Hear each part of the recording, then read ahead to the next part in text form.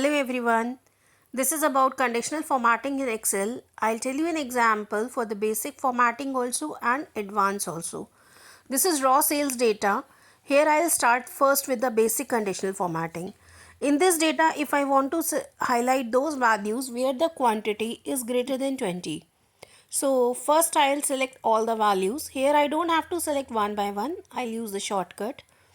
Then go to home, conditional formatting. Here we are getting different rules. I'll select greater than. Then I'll write the value 20.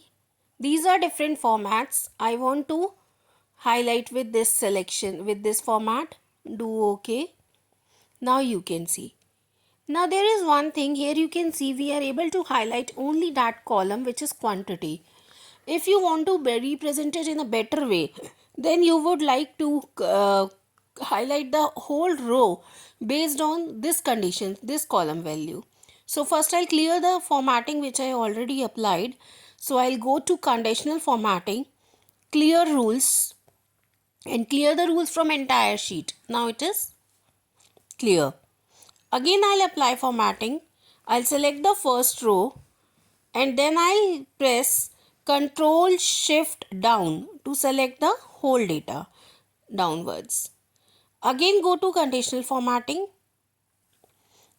Now I'll use different option, that is new rule.